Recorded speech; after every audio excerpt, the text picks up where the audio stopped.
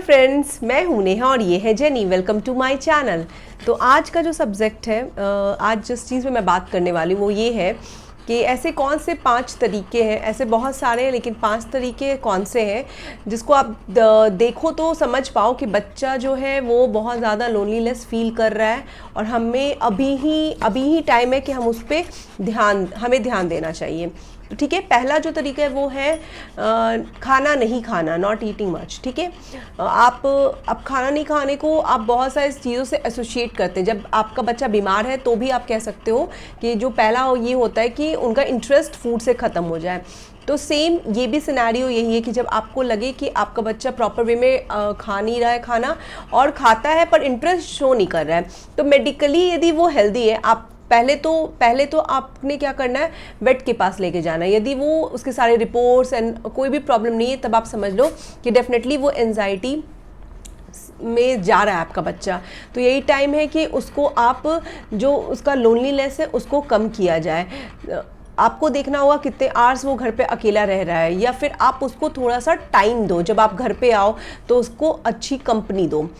Second way जो है excessive barking and howling. यदि आपका बच्चा एक्सेसिव बार्क कर रहा है और या हाउल कर रहा है, इन दोनों इसका मतलब ही है कि वो बहुत ज़्यादा एंजाइटी में है, बहुत तकलीफ़ में है।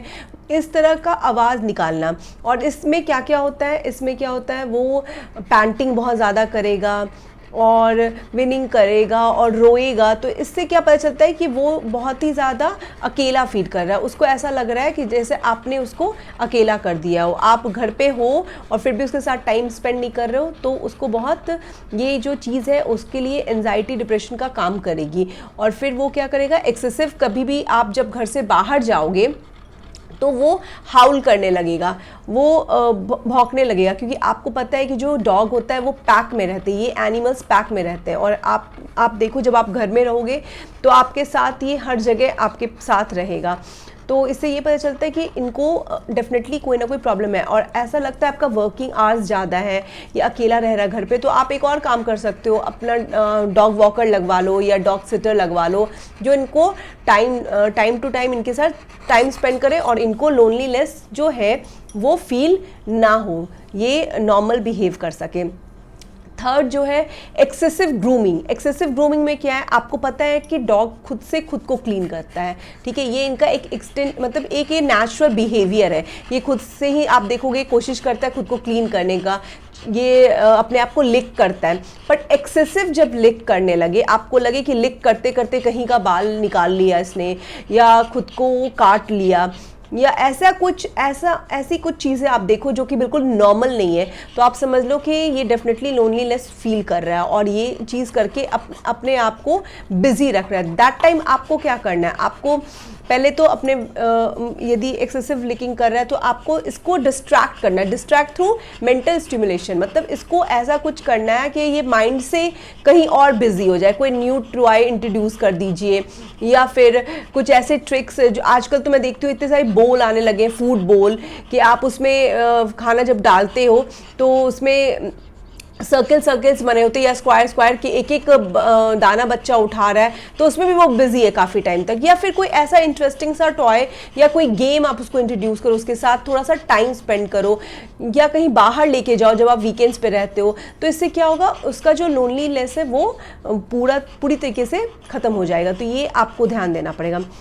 जो अपना 4th नंबर पे वो डिस्ट्रक्टिव बिहेवियर है। डिस्ट्रक्टिव बिहेवियर मतलब पहले तो बच्चा बिल्कुल नॉर्मल था, बहुत ही ज़्यादा जॉयफुल था, प्लेफुल था और बहुत ओबीडियंट था, लेकिन सडनली अब ऐसा हो रहा है कि ये सोफ़ा, कुशन या फिर आपकी कुछ भी चीज़ें वो काट रहा है, फाड़ रहा है। मतलब ऐसा कर रहा है कि वो दिख रहा है कि वो कहीं ना कहीं अपना एग्रेशन शो कर रहा है, अपना गुस्सा निकाल रहा है कि वो बहुत टाइम अकेले रह रहा है। अकेले रहने से आपको पता है कि एक इंसान को भी आप सारी चीज़ें दे दो और रूम में बंद कर दो या घर में बंद कर दो और बाहर की दुनिया से बिल्कुल ख़त्म कर दो कांटेक्ट, सोशल कुछ भी उनका इंट्रैक्शन ना हो, तो आप एक ही जगह एक ही घर में रहते रहते आप खुद भी फील करोगे कि आप मेंटली बीमार हो रहे हो। तो इसलिए जो हमारे बच्चे होते हैं, यानी जो एनिमल, जो डॉग्स हैं, वो तो बिल्कुल पैक में रहने वाले एनिमल हैं। आपने देखा ही है, आप यदि स्ट्रीट डॉग्स की भी बात करो तो वो भी झुंड में रहते हैं, उनके पास भी फ्रेंड्स होते हैं, उनके साथ होते हैं। तो आपको ये ध्यान रखना है कि आपका बच्चा यदि ऐसे डिस्ट्रक्टिव बिहेवियर्स कर रहा है तो आप या डॉग केयर में डालो, वहाँ आपको हेल्प आउट हो जाएगा, या मैंने बताया डॉग वॉकर के साथ टाइम स्पेंड करें, थोड़ा लंबा वॉक करें तो भी उसे अच्छा लगेगा, या डॉग सिटर्स हो यदि आपके पास टाइम ना हो, या आपकी फैमिली में कोई ऐसा मेंबर हो जो उसके साथ थोड़ा टाइम स्पेंड करे, आपके फ्रेंड्स हो उनके पास डॉग्स हो तो आप उनके पास लेके जाओ, गेट टुगेदर करो, क्योंकि ये सोशल एनिमल है। आप इनको आइसोलेट करके बिल्कुल नहीं रख सकते। जैसे ही आप इनको आइसोलेट करोगे इनमें वो चीज़ें दिखने लगेंगी जो आपके लिए भी अच्छा नहीं है और उन बच्चे के लिए भी अच्छा नहीं है। क्योंकि क्या होता है ना, जब हम बच्चे घर लेकर आते हैं ना तो ये बहुत बड़ी रिस्पॉन्सिबिलिटी है। इसको एक नॉन लिविंग सामान की तरह अपने घर में मत रखिए। इसको बिल्कुल वही सारी चीज़ें चाहिए जो आपको चाहिए। हाँ, आपके जितना नहीं चाहिए, एक आदमी जितना, एक कहते हैं ना एक इंसान की ज़रूरत होती है उतनी इनकी ज़रूरत नहीं, लेकिन जो बेसिक चीज़ें हैं वो तो बिल्कुल चाहिए। इनको आइसोलेट मत करिए। आपके घर पे फैमिली फ्रेंड्स आते हैं, प्लीज़ इंट्रोड्यूस कीजिए उन सब से। मैं जानती हूँ कुछ लोग डरते हैं तो वो एक बैरियर होता है, बट कोशिश करिए कि ज़्यादा से ज़्यादा ये इंटरेक्ट कर पाएँ लोगों से, तभी ये बिल्कुल नॉर्मल बिहेव करेंगे।